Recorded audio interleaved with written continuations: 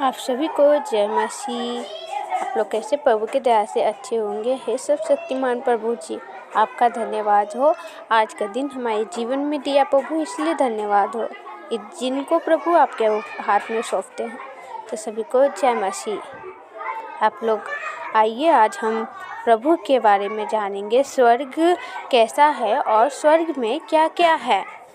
यूहन्ना ने जब स्वप्न देखा तो पहले देखा परमेश्वर की महिमा थी और उसकी ज्योति बहुत सी बहुमूल्य पत्थर अर्थात बिलूप के समान स्वर्ण की नई स्वच्छ थी। उसकी शाहपनाह बड़ी ऊंची थी। उसने 12 फाटक और फाटकों पर 12 स्वर्गदूत थे। उन शाहपनाह की जुटाई सयव थी और नगर पत्थरों से व्यवस्थित थी।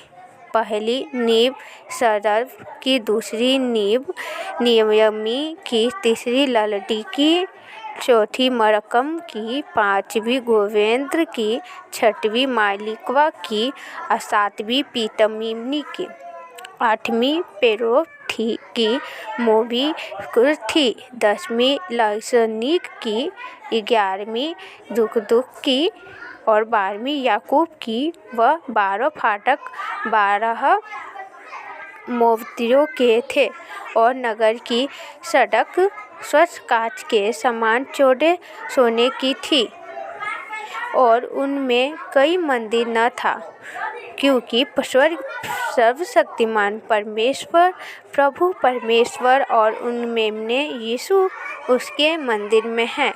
उन नगर में सूर्य और चांद के उजियाले का प्रताप नहीं था, क्योंकि स्वर्ग में विराजमान परमेश्वर के तेज से उसे उजियाला होता था और मेमने उनका दीपक है। यह कोई रोग, बीमारी, लंगड़े, झगड़े, क्लेश, निराश, दुख, मुसीबत नहीं थे। वहाँ प्रभु यीशु मसीह के साथ रहने के कारण कोई दुख नहीं था। इस मंदिर जगह में प्रभु यीशु मसीह के द्वारा हमें प्रवेश मिलता है। इसी प्रभु के राज्य के लिए हम आपको स्वागत करते हैं। आप बाइबल में से पढ़ सकते हैं, यूहन्ना 1 का 12 याद करें। परंतु जितनों ने उन्हें ग्रहण किया उन्हें परमेश्वर की संतान होने का अधिकार मिला, अर्थात उन्हें जो उसके नाम पर विश्वास करते हैं। प्रभु के राज्य में प्रवेश कैसे करें? जब एक मनुष्य इस धरती पर जन्म लेता है, तब एक नई आत्मा की शुरुआत होती है।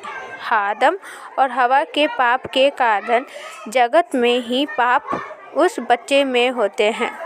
इसीलिए वह बचपन से ही बुरी सोच लेकर और बुरा करता है। जब यह पैदा होता है तो जिंदगी में जो पाप करते हैं उसको कर्म पाप कहते हैं। इस दोनों पाप की मृत्यु के लिए इंसान को यीशु मसीह से माफ़ी मांगनी पड़ती है, पश्चाताप करना पड़ता है। पश्चाताप का मतलब मैंने जो पाप किए हैं उसका अंगीकार करते हुए और आगे मैं वे पाप नहीं करूँगा, इसकी वह पश्चाताप करते हैं। जैसे ही वे बिल्कुल पापों का अंगीकार करने यीशु से प्रार्थना करते हैं, तो यीशु अपने पवित्र लहू से उसे पापों को धो देते हैं। जब यीशु से प्रार्थना करते हैं, यीशु आपको पवित्र आत्मा से पवित्रता जब आपके दिल में आता है, तो आपका हृदय जो है पवित्र हो जाता है। पवित्र आत्मा आपको पाप, सत्य और अधर्म के बारे में निर्णय कहते हैं। आपको पवित्र आत्मा के बात मानना जरूरी है, पर कई लोग भटक जाते हैं। पवित्रता जब अगुवाई करते हैं तो जो लोग उस समय अपने हृदय को कठोर करने आवश्यकता करते हैं। वे आपको पूर्वजों का रीति रिवाज छोड़ना नहीं चाहते।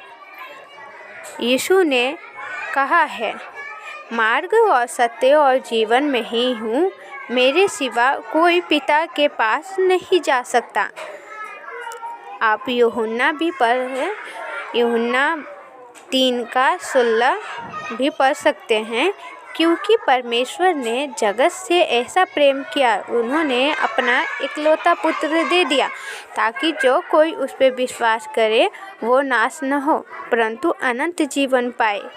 यही परमेश्वर हमारे लिए अपने पुत्र को दे दिए हैं ताकि हम पाप न करें। मगर आज के जीवन में हम हर क्षण हर पल हम पाप करते हैं, झूठ बोलते हैं। ये आज इस प्रार्थना के साथ हम अंगीकार। हे सर्वशक्तिमान दयालु परमेश्वर, हमने जो जितने पाप किए हैं उस पापों की क्षमा के लिए हम प्रार्थना करते हैं। परमेश्वर सभी पे दया कर। परमेश्वर आज से हम ठाने कि हम पाप नहीं करेंगे। परमेश्वर आप हमें पवित्रता से भरने के लिए सहायता मदद कर प्रभु जी। परमेश्वर जितने भी जन देखते हैं प्रभु, सभी को आशीष दे। सभी को गॉड ब्लेस यू।